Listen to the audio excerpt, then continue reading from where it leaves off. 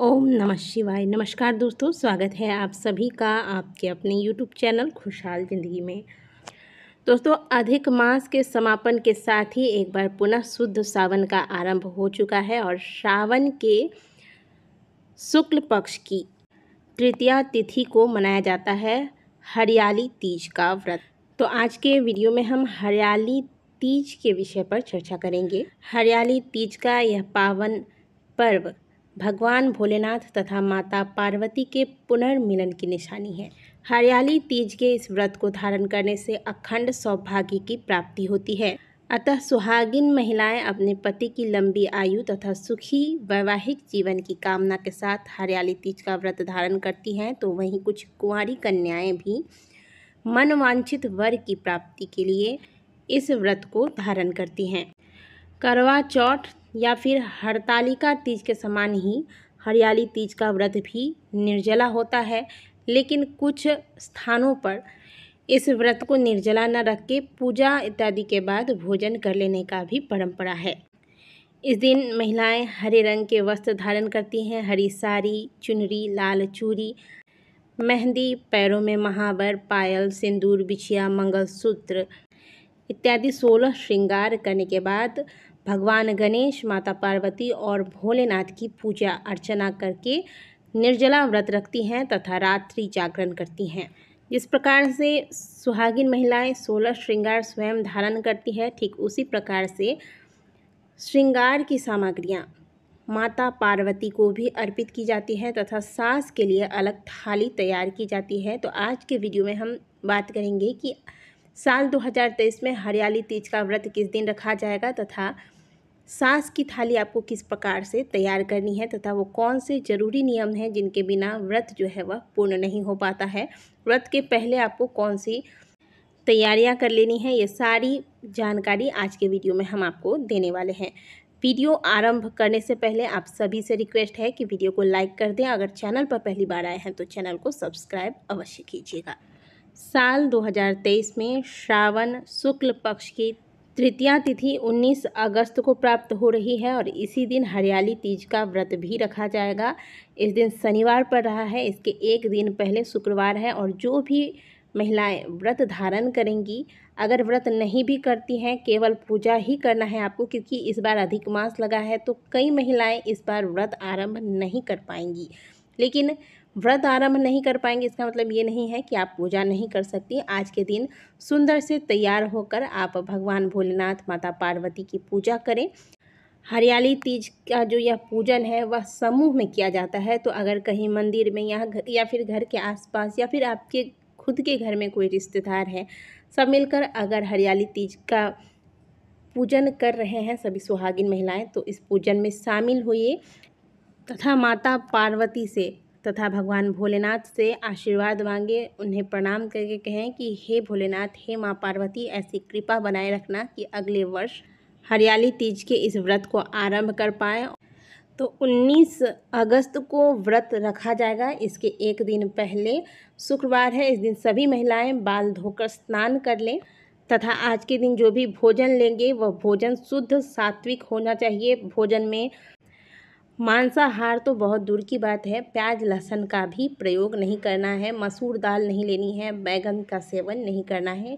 इन बातों का ध्यान रखिएगा तथा आज के दिन पति पत्नी ब्रह्मचर्य का पालन करें। अगर आपके यहाँ सरगी लेने का विधान है, नियम है, तो आप सरगी ले सकते हैं। रात को जो लोग व्रत रखते हैं वह अगले दिन सूर्योदय होने से पहले करीब 3 बजे से 4 के बीच में आप उठकर सरगी ले सकते हैं। सरगी में नमक वाला कोई भी भोजन नहीं लेना है। सरगी में आप केवल फल ले सकते हैं, जूस ले सकते हैं, मिठाइयाँ ले सकते हैं।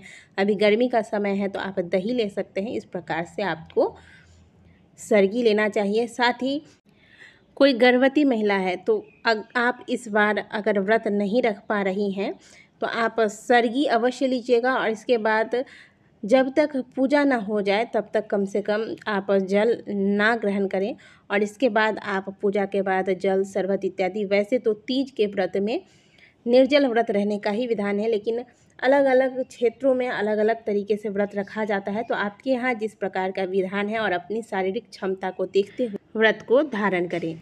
और हाँ, जो भी मेहंदी लगाएंगी महिलाएं, एक दिन पहले अगर आप मेहंदी लगा लेंगी तो अच्छा है, क्योंकि पूजा वाले दिन आपको बहुत सारी तैयारियां करनी होती है। तो आप उस दिन अगर मेहंदी लगा लेंगी तो आपको तैयारियों में थोड़ा विलम्ब हो जाएगा, इसीलिए एक दिन पहले ही मेहंदी वगैरह आप लगा लें। अगले दिन यानी कि 19 अगस्त को सूर्योदय से पहले जाग जाएं, घर की सुंदर से साफ सफाई इत्यादि करके स्नान करें। स्नान के पश्चात बहुत सुंदर तरीके से तैयार होइए, हरे रंग की साड़ी पहनिए, हरी चूड़ियाँ पहने, पैरों में पायल, बिछिया, महावर, मंगलसूत्र, सिंदूर, चूड़ियाँ आदि जो भी आपकी 16 श्रृंगार आज के दिन आपको करना है। तो जितने भी सौभाग्य की वस्तुएं हैं इन्हें तो आपको धारण करना ही है। सुंदर तरीके से तैयार हो जाइए। मिट्टी के शिवलिंग का निर्माण करें।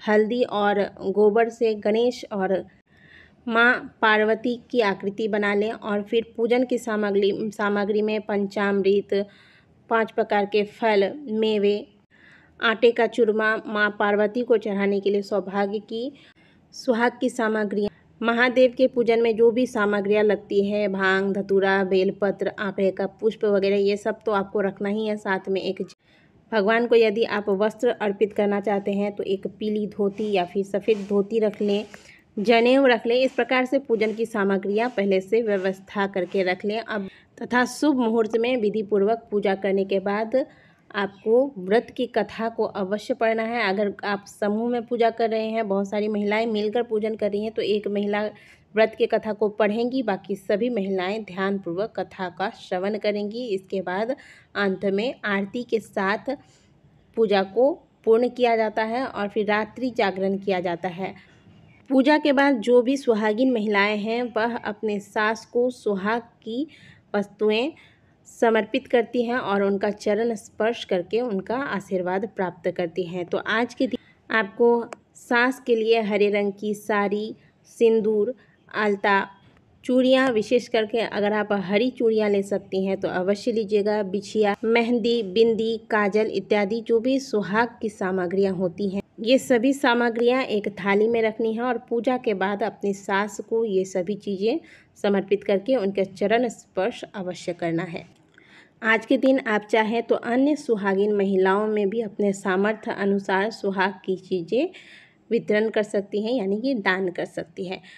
अब यदि किसी महिला की सास नहीं है, सास की मृत्यु हो गई है, तो ऐसे में आप अपनी बड़ी जेठानी या फिर बड़ी ननद को भी यह चीज़ें जो आपने सास की थाली निकाली है ये देकर उनका चरण स्पर्श कर सकते हैं। लेकिन सास का थाली आपको निकालनी आज के दिन रात्रि जागरण किया जाता है। अगर संभव हो तो रात्रि जागरण करें तथा पार्थिव शिवलिंग बनाकर जो आज के दिन आप पूजन करते हैं इसका विसर्जन प्रातः काल ही यानी कि अगले दिन ही किया जाता है। तो रात्रि में विसर्जन ना करें। व्रत का पारण आपको अगले दिन विसर्जन के बाद ही करना है। विसर्जन से पहले व्रत का पारण नहीं करना चाहिए, नहीं तो व्रत का पूर्ण फल प्राप्त नहीं होता है, व्रत खंडित हो जाता है। तो दोस्तों आज के वीडियो में हमने हरियाली तीज से संबंधित कुछ विशेष जानकारियाँ आपको दी। वीडियो अच्छी लगी है तो वीडियो को लाइक कीजिएगा, कमेंट बॉक्स में हर हर महादेव अवश्य लिखिएगा। मिलते हैं आपसे अगली वीडियो में, तब तक के लिए ओम नमः शिवाय, हर हर महादेव।